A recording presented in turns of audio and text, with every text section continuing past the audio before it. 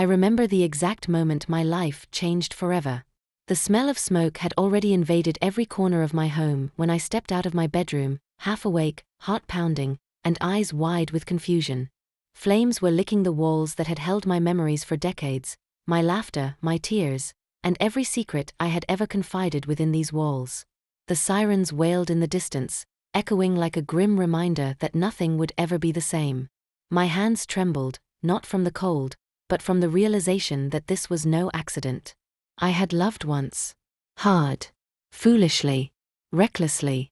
Ethan had seemed like the person who could see through the chaos of my mind, the man who promised to protect me from the world's cruelties.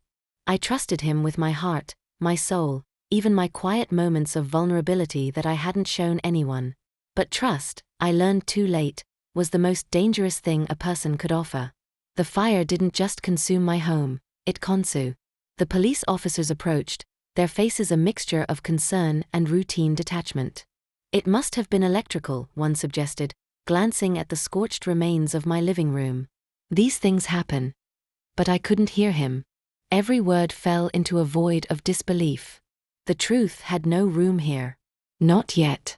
My mind raced, connecting every overlooked detail, the misplaced matches in the kitchen, the faint smell of gasoline lingering near the basement door, the way Ethan had hesitated when I had asked him about his late-night trips. My chest tightened. He had done this. And yet, anger alone wasn't enough. The grief, though powerful, had to be channeled into something meaningful. I had to be careful. One wrong step and I could lose everything, including myself. I found a quiet corner in the chaos, crouched amidst the remnants of what had once been my sanctuary, and I let the tears come. But even as I cried, I promised myself one thing: I would not remain silent anymore. For years, I had been the quiet observer. I had smiled when I wanted to scream, nodded when I wanted to rebel, and followed rules that I had no choice but to obey. But the world had underestimated me. They thought Della would break easily, that I would crumble beneath the weight of betrayal and misfortune. They didn't know the fire that had been quietly burning inside me long before my house did. The fire of resentment, intelligence, and carefully hidden plans. That night, as the flames finally died and the first hints of dawn colored the sky, I made a decision. Ethan had taken everything from me, yes, but he had also made a fatal mistake. By underestimating me, by believing I would be nothing more than a broken girl wandering aimlessly, he had awakened something far more dangerous, a mind fueled by vengeance and a heart tempered by survival. I would not just seek revenge, I would ensure that every lie, every betrayal, and every ounce of pain he had caused would be repaid in ways he could never anticipate. I didn't yet know how I would achieve it, and the path ahead was shrouded in uncertainty. But the first step was clear: observe, plan, and remain invisible until the moment was perfect. Ethan thought he had one. He was wrong. And as I stepped away from the ruins of my past, I whispered to the smoke-filled air, "I will make you pay, every step of the way." And so it began, the quiet, calculated awakening of a woman who would not be ignored, whose pain would not be silenced, and whose revenge would speak louder than any words ever could. The days after the fire were a blur, a strange mix of disbelief, whispered rumors, and the silent stares of people who didn't know the whole story. Everyone assumed I was broken, fragile, lost. They didn't know that I was carefully observing, calculating, and slowly weaving the threads of a plan that would shake Ethan's world to its core. Every phone call I received, every casual comment from neighbors, even the brief glance from someone at the grocery store, I analyzed them all. I needed information, and information was power. I returned to work with a mask of calm composure, my smile perfectly placed, my words measured. No one suspected the storm brewing inside me. I became invisible in plain sight, the colleague everyone overlooked, the girl who laughed politely at Ethan's jokes while secretly noting every detail, every habit, every weakness. The betrayal had hurt deeply, yes, but it had also given me clarity. I could no longer allow anyone to manipulate me. Not him. Not anyone. Ethan walked into the office that morning, unaware that I had already begun my silent assault. He was oblivious to the way I studied his every movement, the subtle shift of his eyes when he was nervous, the way his hands twitched when he lied. Each observation was a piece of the puzzle, a step toward dismantling the man who had taken so much from me. I began to jot down notes in a small leather notebook, carefully hidden beneath my desk. Names, dates, habits, secrets. Everything I could use against him when the time was right. But the plan wasn't only about revenge. It was about exposing the truth. Ethan had made a mistake thinking that fire could erase his sins. The charred remains of my home were a testimony to his cruelty, and I intended for the world to see the man behind the charming smile. Yet, I had to be careful. A single wrong move could destroy me as well. Each step was calculated, each action deliberate. I was not reckless, I was patient, methodical, and cunning. One evening, as the office emptied and the dim lights cast long shadows across the empty cubicles, Ethan approached my desk. "Della," he said, voice smooth, hiding whatever he felt beneath practiced charm, "I hope you're holding up okay after everything." I looked at him, my expression neutral, a faint smile teasing the corners of my lips. "I'm stronger than you think," I replied softly, letting just enough truth slip to unsettle him. He nodded, unaware that my words were carefully crafted to plant seeds of doubt and guilt in his mind.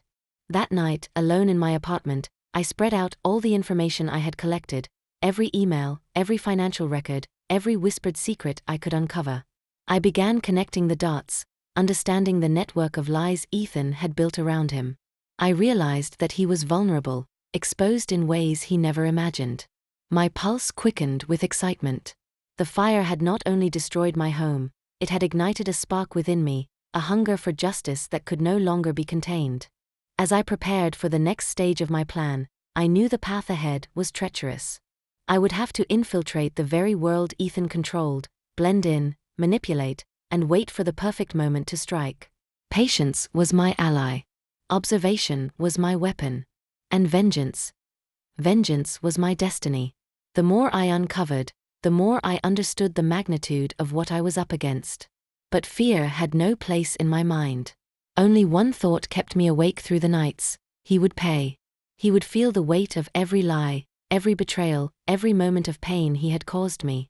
And when he did, he would finally understand the power of the one he had underestimated, me. The office was alive with the usual chatter, the hum of computers, and the distant ringing of phones, but I felt as if I were in a completely different world. Everything around me, the fluorescent lights, the polished floors, even the aroma of brewed coffee, was a part of my battlefield.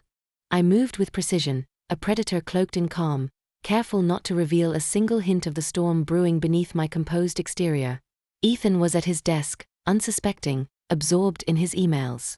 I watched him from across the room, noting the flicker of irritation when an assistant interrupted him and the way his confident posture faltered when a reminder popped up on his screen. These tiny cracks, invisible to everyone else, were my breadcrumbs, leading me to the heart of his arrogance. Every day I observed him, catalogued his patterns, and mentally rehearsed the subtle maneuvers that would eventually crumble his carefully curated life.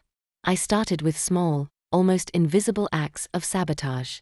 A misfiled report here, a delayed memo there, all under the guise of accidental oversight.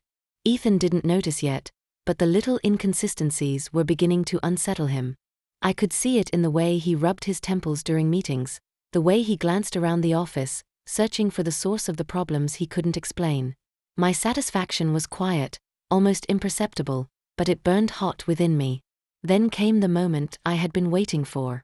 During a company party, Ethan let his guard down, laughing too loudly, too carelessly.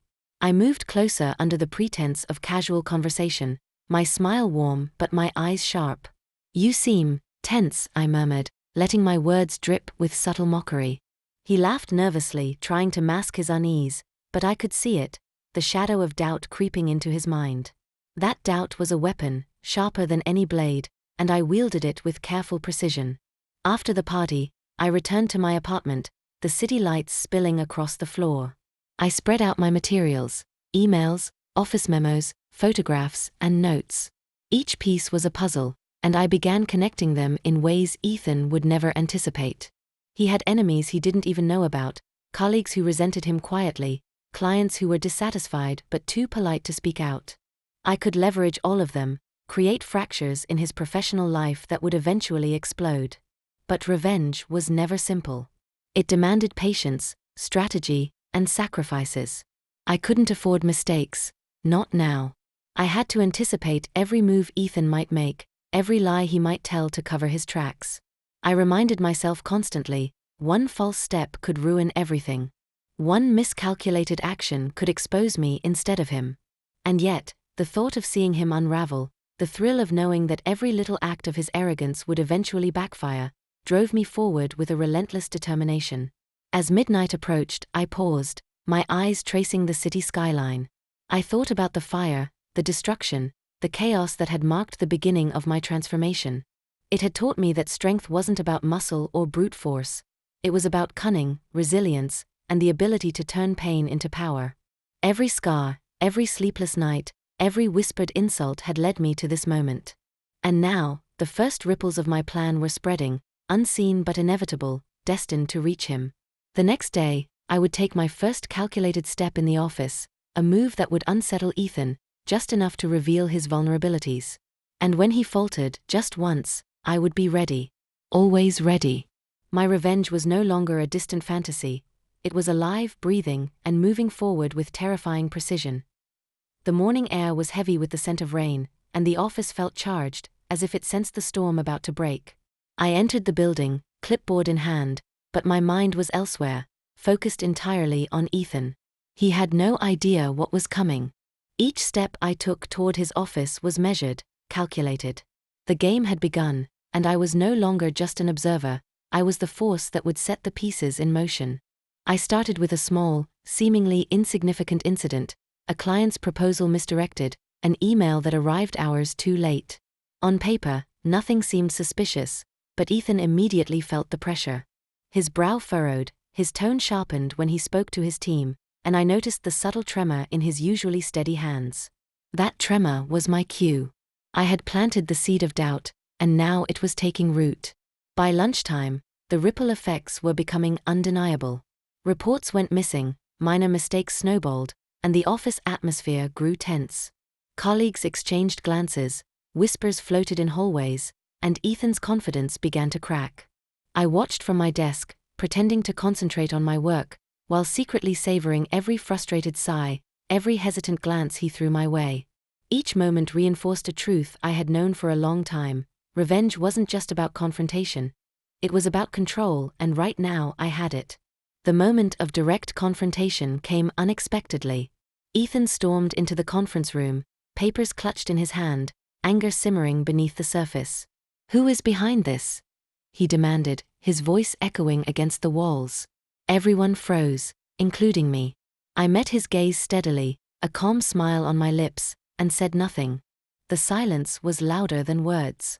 I let him stew in it, watching as his mind raced for explanations that didn't exist. The humiliation, the confusion, it was intoxicating. By mid-afternoon, I escalated the plan. I discreetly shared subtle misinformation with a key client, orchestrating a miscommunication that appeared to be Ethan's oversight. The client's frustration was immediate, their tone clipped and accusing over the phone. I could see Ethan's pulse quicken, his attempts to smooth over the situation only making it worse. This was the moment I had been waiting for, the first visible crack in his polished facade. And yet, even as the plan unfolded perfectly, a shadow of unease crept over me.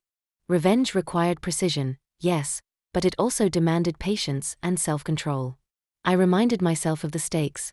One misstep could reveal my hand, undo months of careful planning, and put me in a vulnerable position. I had to maintain the mask of normalcy, smile in the right moments, and continue the pretense of compliance. The office still saw me as the diligent employee, unaware that beneath the polite exterior, a storm was brewing. As the day drew to a close, I reflected on how far I had come. From the ashes of my past, I had built a strategy that was meticulous, patient, and above all effective.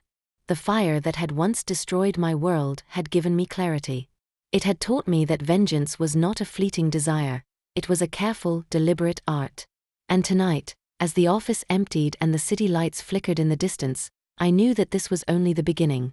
Tomorrow would bring new challenges, new opportunities to destabilize Ethan further. I would continue to exploit his weaknesses, carefully orchestrate each incident, and watch him unravel piece by piece. The thrill of the plan coursed through me, and I realized that every small victory, every moment of control, fueled my determination. The fire that had ignited my revenge burned brighter than ever, and nothing could stop it now. The next morning, the office felt different, almost tense with anticipation.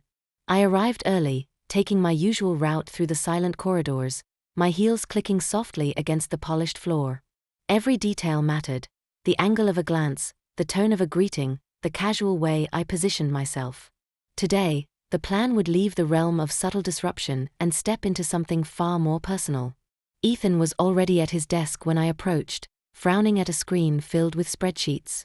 I smiled lightly, offering what seemed to be innocent conversation, but each word was carefully chosen to plant doubt. I mentioned a meeting that hadn't happened yet, subtly implying he had forgotten commitments, while casually letting slip information about a client he hadn't been briefed on. I watched as his confusion grew, his normally precise mind scrambling to reconcile these errors. By mid-morning, the situation escalated. I sent a carefully worded message to Ethan's assistant, ensuring that the wrong documents reached the wrong client. The fallout was immediate: phone calls, frantic explanations, and whispered accusations. Ethan's usual composure faltered, and the office buzzed with speculation. Every glance cast my way fueled my resolve. I had crossed the line from mere disruption to direct influence over his professional life, and he didn't even suspect me. But the real turning point came after lunch. I discovered a personal secret of Ethan's that could ruin his reputation if revealed. It wasn't my goal to destroy him entirely, yet, but leverage was intoxicating. I kept it close to my chest, letting him make small mistakes that hinted at chaos, unaware that the truth lurked beneath the surface. I was a master puppeteer, and each twitch of his reaction confirmed my control. Even as I orchestrated his downfall, I reminded myself why I had started this journey. It wasn't about petty revenge. It was about justice, about reclaiming the power that had been stripped from me so long ago. The fire that had once consumed my life had transformed into cold, calculated determination. Each small victory, each instance of controlled chaos, was a testament to my resilience. As the evening approached, Ethan finally confronted me in private. His eyes searched mine, a mix of suspicion and frustration evident. "Olivia, what is going on?" he demanded, his voice unusually low, almost desperate. I met his gaze evenly, allowing a faint, enigmatic smile to form on my lips. "I don't know what you mean," I replied softly, my tone neutral, almost sweet. The lie hung in the air, thick and suffocating. He stormed out of the room, and I knew the seed of paranoia had been firmly planted. By the time the office emptied, I sat alone at my desk, the city lights glowing through the windows. The thrill of control, the sweet satisfaction of watching a carefully constructed plan unfold, coursed through me. I had crossed into the personal realm, and the consequences would be unavoidable. Tomorrow promised new challenges, new opportunities to push him further to the edge. And yet, beneath it all, a thought lingered, one that made my pulse quicken. Revenge, as satisfying as it was a dangerous game. One misstep could reveal everything, undo months of planning, and expose me to the very person I sought to manipulate. But I was ready. I had endured too much, suffered too long, and I would not falter now. The fire of vengeance burned brighter than ever, and I would see it through to the end. The morning air felt heavier than usual as I walked into the office. Every instinct screamed that today would change everything. Months of planning, waiting, and watching had led to this moment. Each calculated smile, each whispered suggestion, each minor chaos I orchestrated now converged into a single, inevitable collision. I could almost taste the victory, but it was tempered by the tension that clung to the air like fog. Ethan was already there, pacing near his office door. He looked different, tired, wary, almost haunted. The subtle cracks I had planted over time had grown into visible fractures, and he was finally beginning to notice. I could sense his unease, his suspicion, and the way his mind spun, trying to piece together what he didn't understand. But he couldn't see me, not yet. I was calm, collected, untouchable. I approached him with the same soft smile I had perfected over weeks, my footsteps deliberate, my presence disarming. "Good morning, Ethan," I said, my voice deceptively light. He turned sharply, eyes narrowing, but I held his gaze without flinching. "Olivia, something is off." "I can feel it," he admitted, tension in every word. I let a small, knowing smile curl on my lips. Maybe you're just imagining things, I replied sweetly, letting the ambiguity hang between us. But it wasn't imagination. Today, everything would unravel. I had collected every piece of evidence, every misstep, every secret that could dismantle him completely. And now I would release it all carefully, deliberately, so that no one, not even he, could claim ignorance. The first domino fell when I handed him a folder marked confidential. His hands trembled slightly as he opened it. Inside were emails, messages, and documents that linked him to every failure, every betrayal, and every hidden misdeed he had thought was buried. His expression shifted from confusion to shock to anger, and finally, to a flicker of fear. You've been planning this, he stammered, his voice barely above a whisper. I shook my head slowly. No, Ethan. I've been surviving. I've been waiting. And now, justice will speak for itself. The office seemed to shrink around us as he realized the scope of my power, the inevitability of my revenge. My careful, calculated patience had brought him to his knees, not physically, but mentally, emotionally, and reputationally. I had dismantled his world piece by piece, all while he remained blind to the force that moved against him. But victory was not complete until he acknowledged it. I stepped closer, my eyes never leaving his. You underestimated me, I said softly. You thought I was just another quiet, harmless presence in your life. But I was watching. I was waiting. I am not afraid anymore. He slumped back into his chair, the weight of reality pressing down on him. The arrogance that had once defined him was gone, replaced by the raw, undeniable truth of what I had become, a force shaped by pain, fueled by betrayal, and honed by years of careful planning. As I turned to leave the office, I felt a strange sense of relief. The fire that had consumed my life, the endless nights of worry and fear, had transformed into control, into power, into justice. Ethan would recover, perhaps, but he would never forget the quiet storm that had dismantled his world. And I, Olivia? No, Della. I had reclaimed everything that had been stolen from me. Walking out into the sunlight, the city alive around me, I allowed myself one deep breath. Freedom, justice, victory, and finally peace. The past was over, but the scars remained, a reminder that strength could rise from pain, and that revenge, when carefully executed, was not merely punishment, but a reclamation of life itself.